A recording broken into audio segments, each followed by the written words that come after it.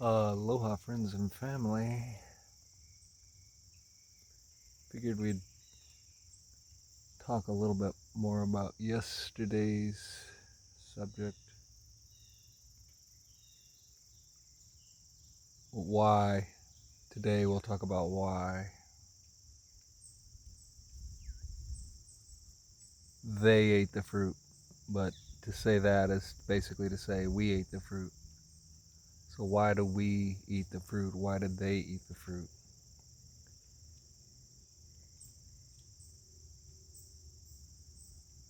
Well, they were in a garden, right? They were in this garden, nature, and they probably observed animals. And in observing animals, it wouldn't be very much of a stretch to start to think, well, that's how we do it. That's how it's done. Then again, Adam being logic, then reason, would have reasoned that that's how we do it, and Eve being emotion and feeling would have said, I kind of feel like we should. And this probably would be perfectly fine had they not been told otherwise. So they had already been told or warned, don't do it.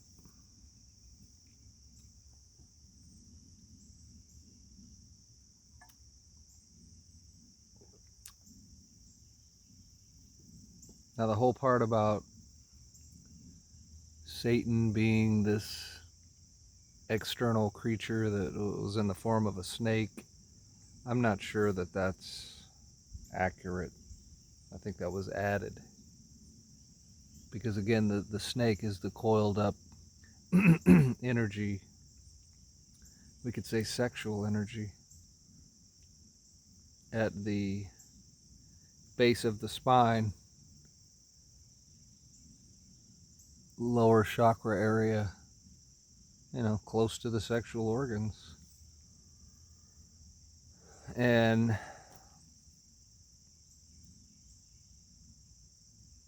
for a story, for a parable, for a story, then it's okay probably to say, there's a snake that came along and started suggesting things. But we have to realize that part is just a story. It's just a metaphor. It's not literal.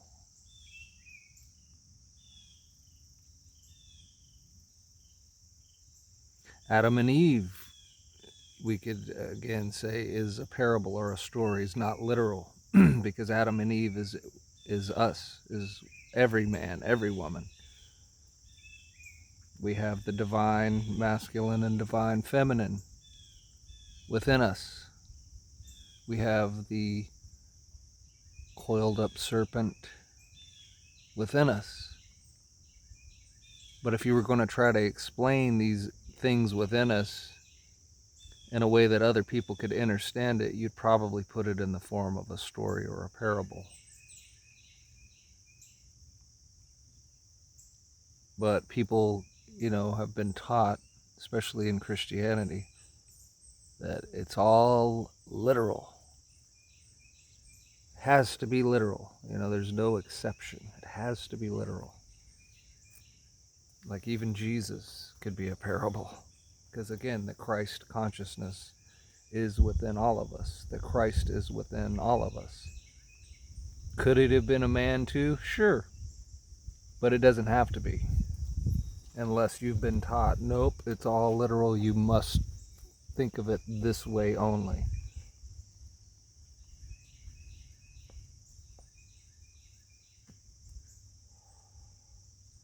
I say that every character in every religious book, from the Bhagavad Gita to the Bible, all the characters are you, or within you.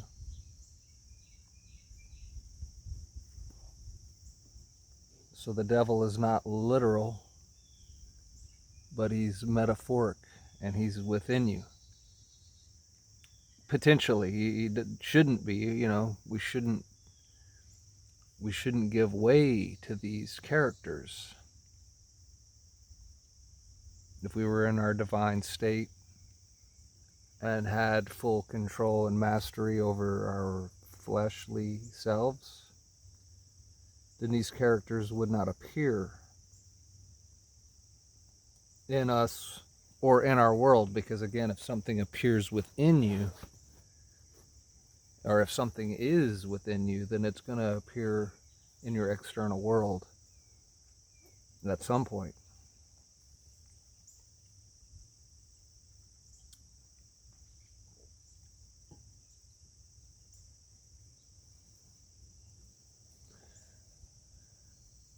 So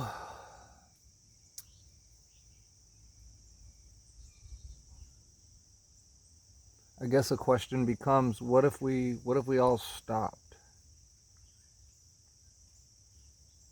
partaking of the fruit?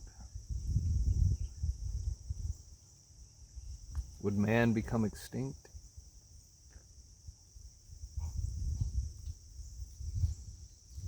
Well, let us put it this way. If man stops reproducing, not so much because he stopped partaking of the fruit, but because he had been injected with something that prevents pregnancy, then in that scenario, yeah, man would begin to become extinct. But if man stopped partaking of the fruit because he became aware of the divine reasons for it, and again unified himself, subjugated his fleshly lower nature, then we would probably begin to see divine conceptions happen again. And in that scenario, man wouldn't become extinct.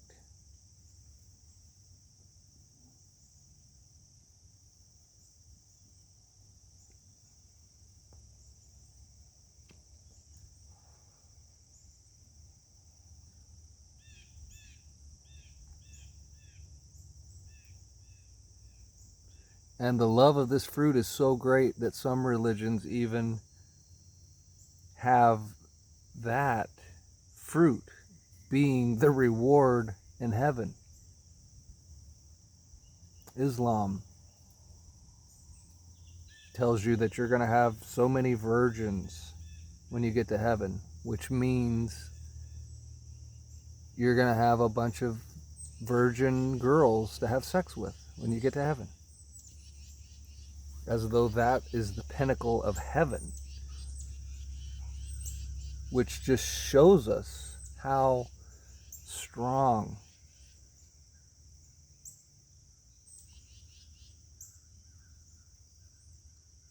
the desire of the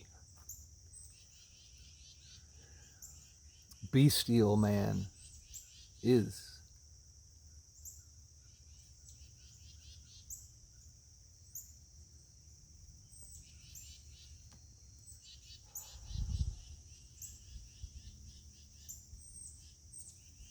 So is there a way, is there any way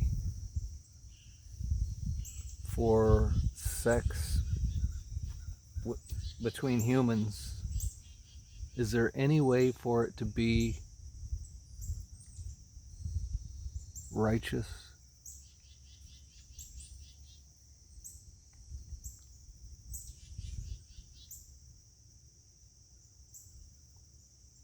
or acceptable in the eyes of the Absolute. We are told, to be equally yoked. So let us say there's a man that is righteous, that is aware of the Absolute, that does know the divine, and somehow, some way, he finds a woman that is also in this state, so that they are equally yoked.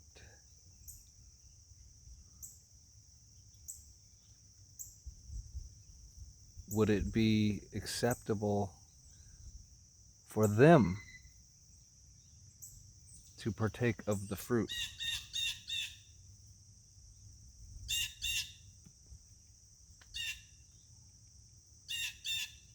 I can't say that I know. It's probably just the Adam in me trying to logic and reason my way into finding some loophole. Oh wow, can you see that blue jay? I know you can hear him. I think he's just out of view. It's a big old blue jay.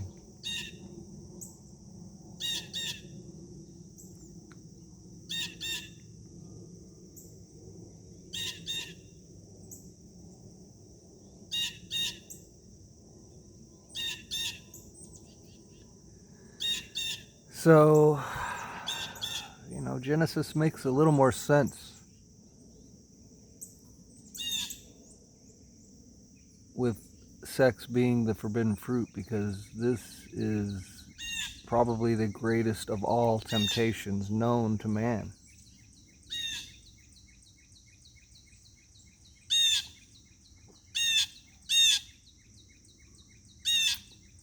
And we're told that through yoga, meditation, abstinence, that this energy that's coiled up at the base of the spine ascends Jacob's ladder, which is your spinal column, your vertebrae. And as this energy is preserved, let us say, and ascends the stairway to heaven, that when it gets there, when you get to heaven, that it awakens a part of you that has been sleeping. Some people say this is the third eye activation.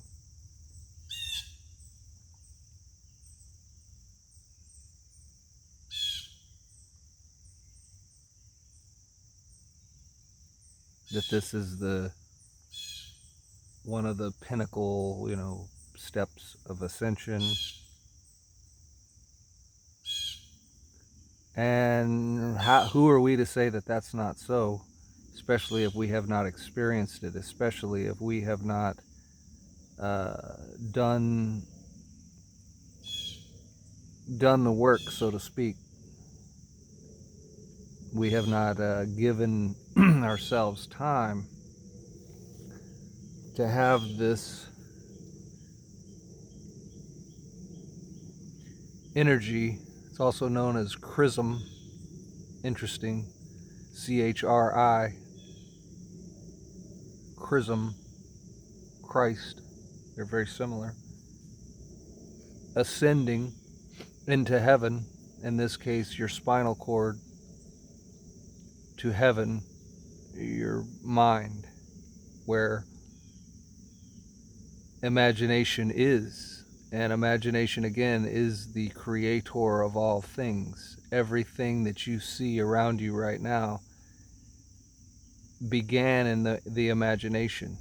So if you're in your house, if you're looking at your table, your bed, the walls of your house, the ceiling, the fans, the carpet, the flooring, the decorations, the art on the walls, everything was first in the imagination, and then it was, as I like to say, co-created.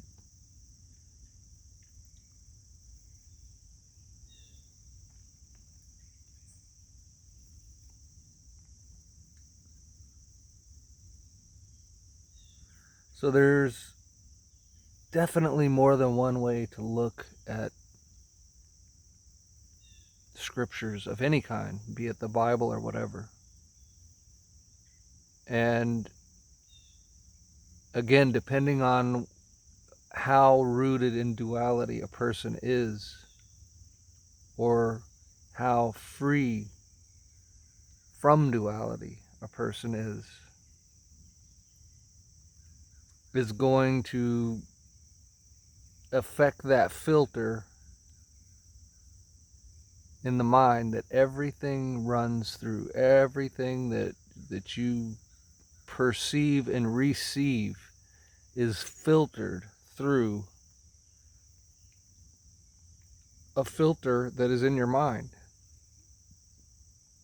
And it either distorts or clarifies whatever that information is.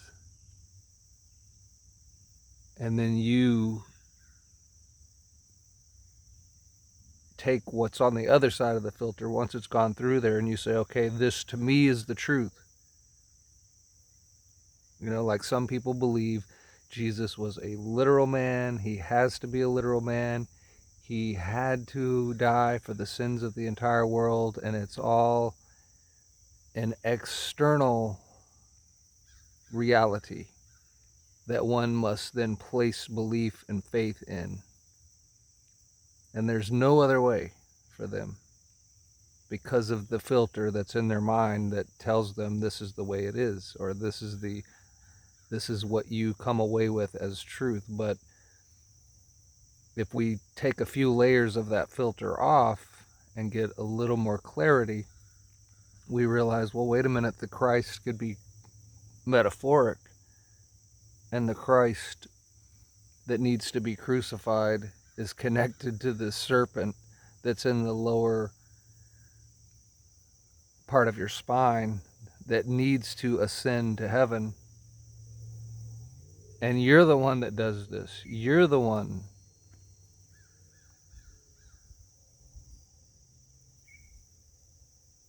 that needs to crucify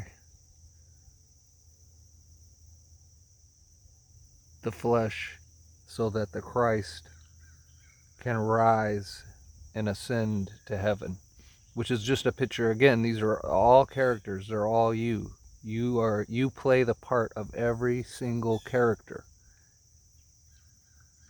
You are Ajna.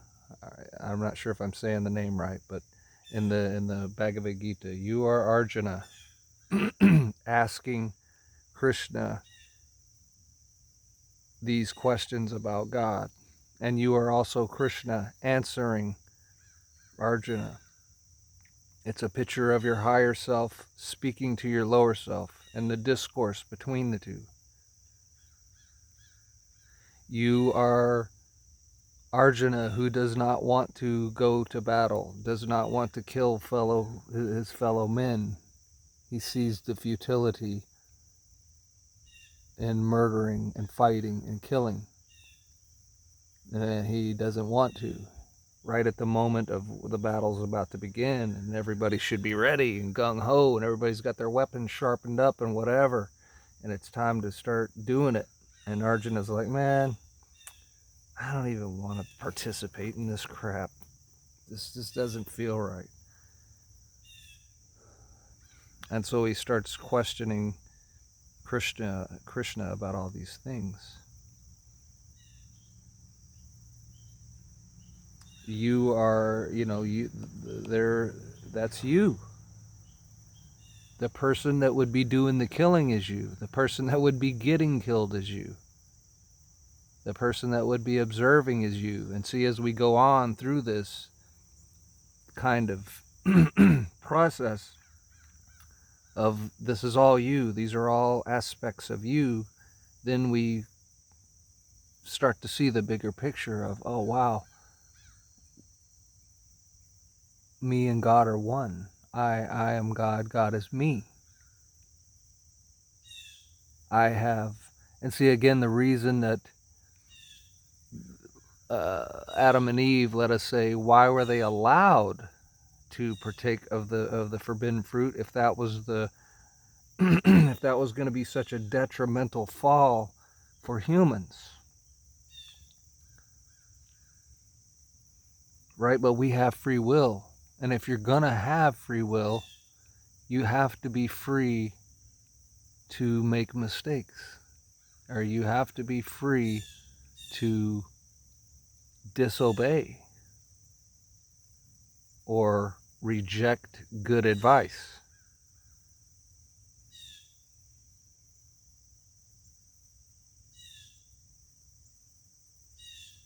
So as the absolute fractalized into all these, let us say, drops of the ocean, which are individual men and women with free will,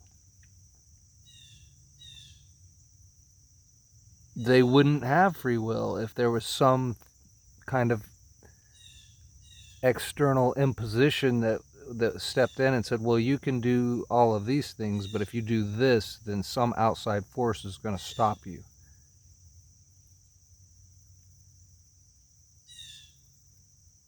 That's not free will. So what's the process then? What should be done? Well, what should be done is exactly what's being done. You live and you learn, right? You learn through your own experience why rejecting good advice, especially if it's coming from the Creator, why, don't reject Krishna's advice. If you truly know that he is the absolute, don't reject God's advice if you truly know that you are talking to God. But you're free to.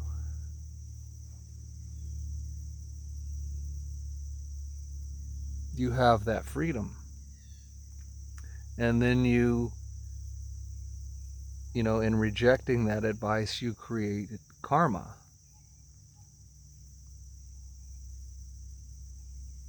And then, maybe in that lifetime, not a damn thing happened. Like maybe you partook of the fruit like a complete glutton and just had all the fruits you could get your hands on. And from your perspective, nothing happened. Nothing contrary happened. Like you didn't get any venereal diseases. You didn't create all these kids that you had to pay child support on because the mothers were all like, I'm not even going to bother with it. And somehow you ran that gauntlet and nothing contrary happened. But what you didn't realize or don't realize is that you're creating karma, and until the karma is resolved, it follows you from lifetime to lifetime. And so you're either adding to your bad karma in every lifetime, or you're dissolving your karma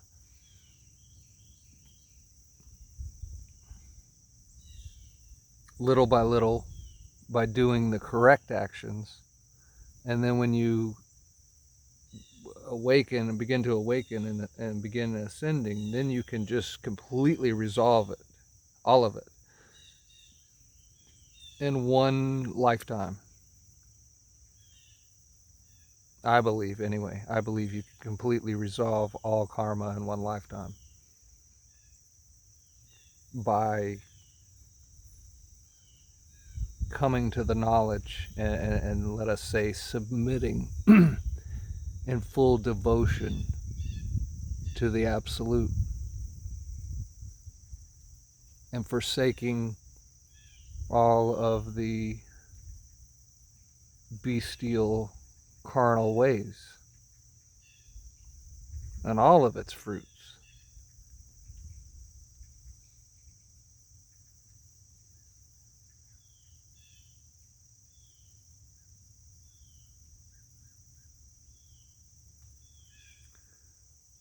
So,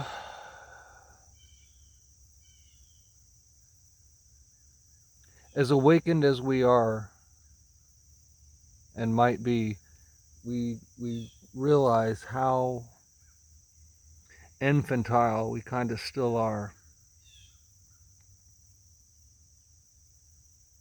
How easily we go backwards. How easily we turn back to look at Sodom and Gomorrah that we have left, that we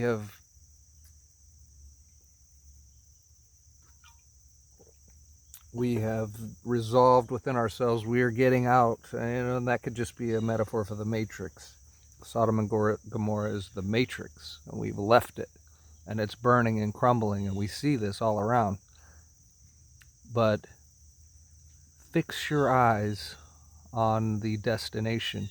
Fix your eyes on the absolute. And can you resist the temptation to turn around and look at it? And in this example, turning around and looking at it is equivalent to partaking once again of the fruit. And I don't want to just beat this thing into the ground about it being sex. It doesn't. Sex is just the biggest temptation. But there's all the others. So it could be any of them, and they're all just revealing our present state to ourselves. And I would say that anytime we're partaking of any of these fruits, it's actually rooting us deeper into the carnal state or the lower state.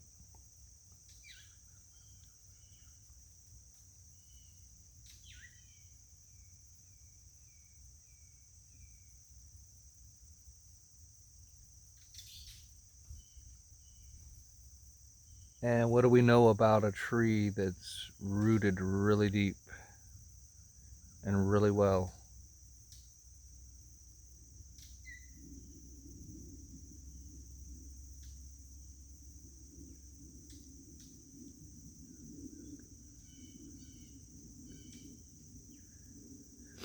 And so there, that tree,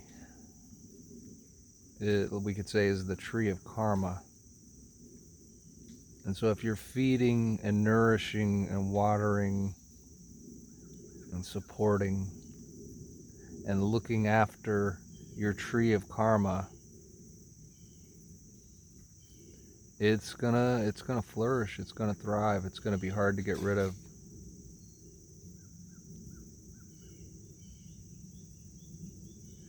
Not that it can't be. And again, hard is merely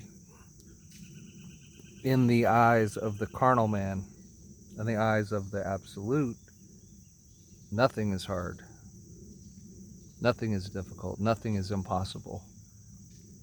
Nothing can stop the man that has fixed his gaze on the absolute and is determined to ascend into heaven.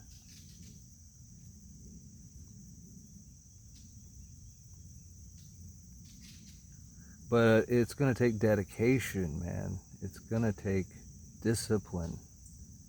It's going to take you doing things that you never have done. Because we're so used to our cyclical lifestyles where we're very patterned, right? We have patterns and cycles. And so you get up, you generally do the same thing when you get up. Many of us, drink coffee. And it's not about all these little things of what you do or don't do. It's a matter of realizing that you're in cyclical patterns and that you're going to have to change those patterns and get something in there that allows for the change to blossom from within you.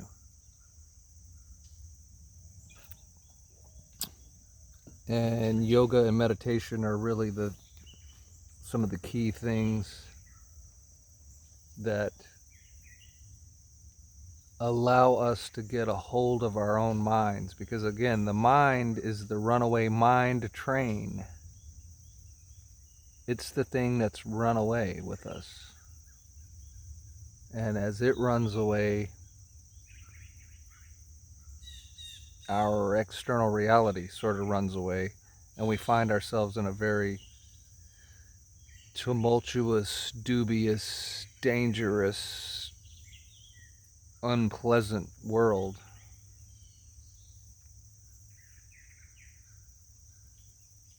But the opposite of that is true, that when we get a hold of the mind, the runaway mind train, and we get the brakes put on it, and we get it stopped, and we get a hold of the imagination, a hold of the thoughts, and we again fix your consciousness on the divine, whatever that is. See, again, it doesn't matter so much what we're calling it, unless you get indoctrinated and you think, nope, it's only this way and no other. Then you're stuck with that, and maybe that'll work for you, maybe it won't, but it's not going to work for everybody. But what will work for everybody is giving, again, them the freedom of their free will,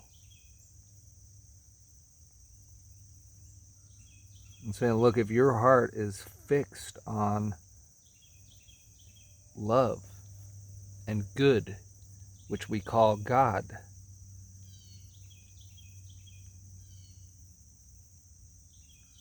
and your intention is resolute,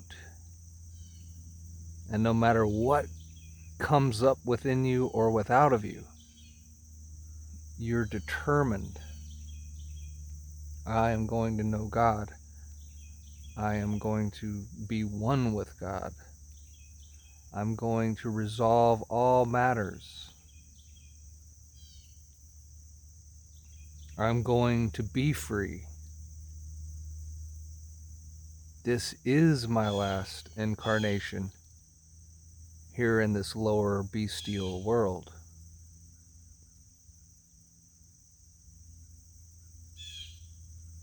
Then nothing is going to hinder that or stop that. It doesn't matter what name or label we have or don't have. It's not the matter of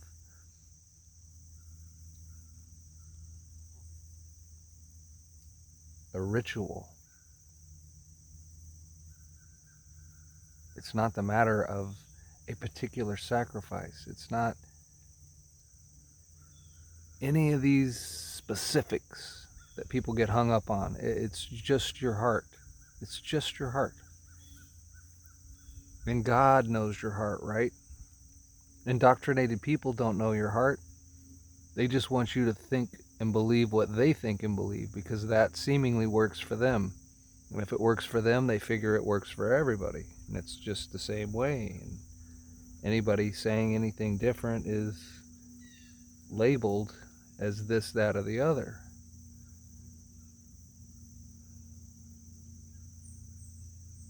But God knows your heart.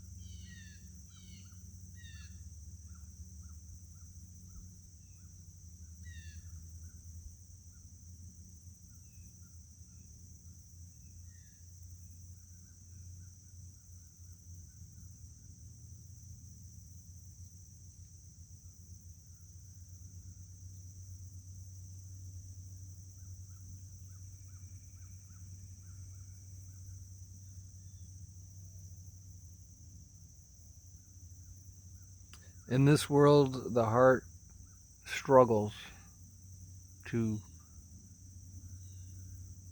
open and expand.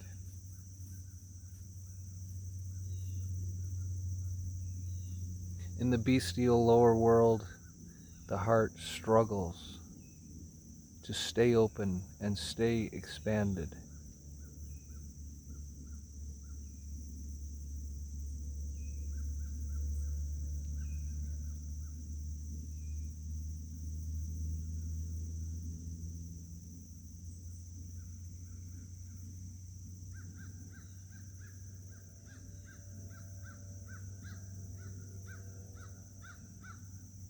Perhaps the opening of the heart is correlated to the opening of the third eye. However wide your third eye is open is how wide your heart is open.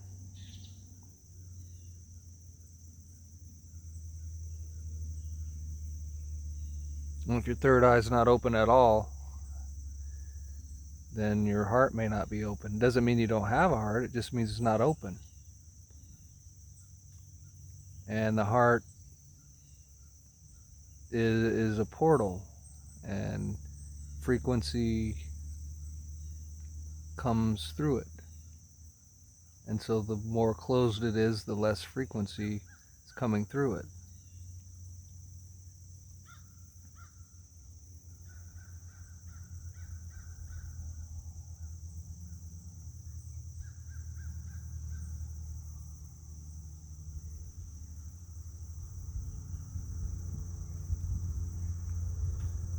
So let us return to our divine nature.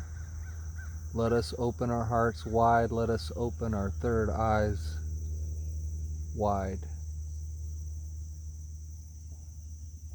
so that we may see all truth, all beauty, and ultimately see that everything is God.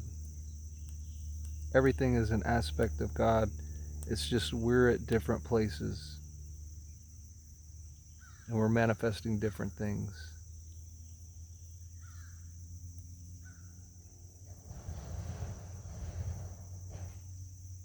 And those of you on my channel obviously want to get beyond the bestial nature, the bestial world, the lower astral plane. And this is that lifetime. I really do believe that.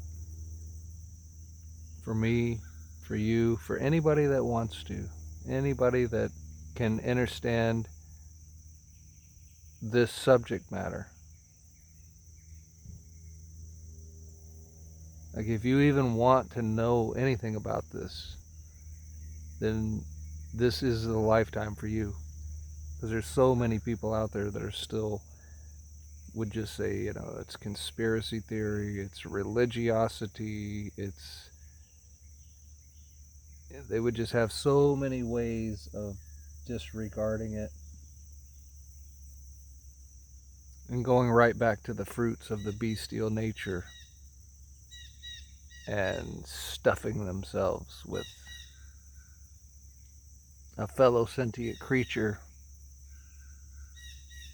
saying to themselves, this is perfectly okay. And all the other things I do, you know, is perfectly okay. And see, the beginning of freedom from those kind of things, just like with addiction, they say, right? If you're addicted, the first thing that's going to start to release you from that addiction is acknowledging and admitting that you have an addiction or a problem with something.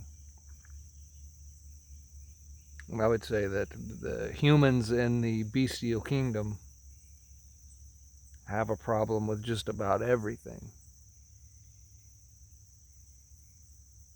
So admitting that, seeing that, acknowledging that is the first step to your freedom. Right? So, and I'll just give an example of my own self with how this goes. How example of how this could go is knowing, I know, I sense, I intuit that eating fellow sentient creatures is wrong. Well, how do you know it's wrong? Well, ask yourself this. Do you think you would be killing and eating creatures if you were in heaven? And again, we're talking the metaphoric heaven, not a literal place necessarily, but a metaphoric idealization in your own mind, which is just as much here as there, but let us just say it's there, because here so many contrary things happen, and it seems normal. See, again, it seems very normal to kill creatures and eat them here. But if you were in heaven, surrounded by nothing but righteousness and goodness and upliftment and beauty, and animals didn't run away from you scared, why do they do that here? Well, because people have been trying to kill them and eat them forever, right? But up there, again, metaphorically, the deers will just walk right up to you. And so would you be the one that would grab the deer's head and give its neck a yank and break its neck and say, all right, now we got some food here. Let's start cutting it up. Build the fire. We're going to feast on this sentient creature that's created by the Absolute. I don't think you would do that. I don't think you would be that person to do that in heaven. Down here, you might do that. You might be that person to do that. Right? So why is there such a difference between who you are here and who you would be there? So that's how I know that it's not right, because we wouldn't do it there. As above, so below. If you wouldn't do it up there, why are you doing it here? Do you think you would be having sex in heaven? Do you think you would be going, oh man, she's hot, I'd like to bang her? I don't think you would do that in heaven, but you do it here. And so this is not condemnation. We are working through this process of detaching from all the attachments. See, can you admit that you have all these attachments? Because if you can't admit that, you're never going to get free from them. So I am attached to eating meat. I don't eat a lot of meat. I've cut back on meat because of this raising of consciousness, raising of awareness, coming to realize things are not right down here. And I hope to be free of that and all the other attachments. So I don't condemn myself when I eat some meat. I realize I'm addicted. I realize we are all addicted. We are all attached to all these things. And that's beautiful and that's wonderful, because that's the first step to our freedom. And the work now begins. Begin working. And working could be inaction. Meaning, if you're in meditation, you're not doing any action per se, but you're at work.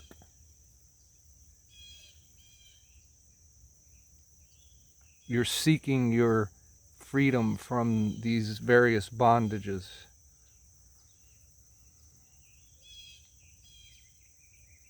And, if we have question of should I do this or not, or is this good or not, or would I, that's a real good way to just come to the knowledge of if it's right or not. is, would you do it in heaven if you were in that metaphorical place with the golden streets and all that? Would you do it there? If you wouldn't do it there, why are you doing it here? As above, so below. Let us begin to learn to live each moment as above. And like I said before, the below will transform into the above, because it's all coming from within us. It's all coming through us.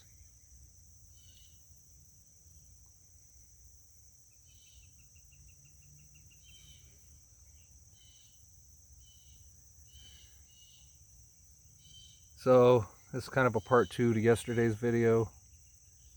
More discussion about these delicate matters.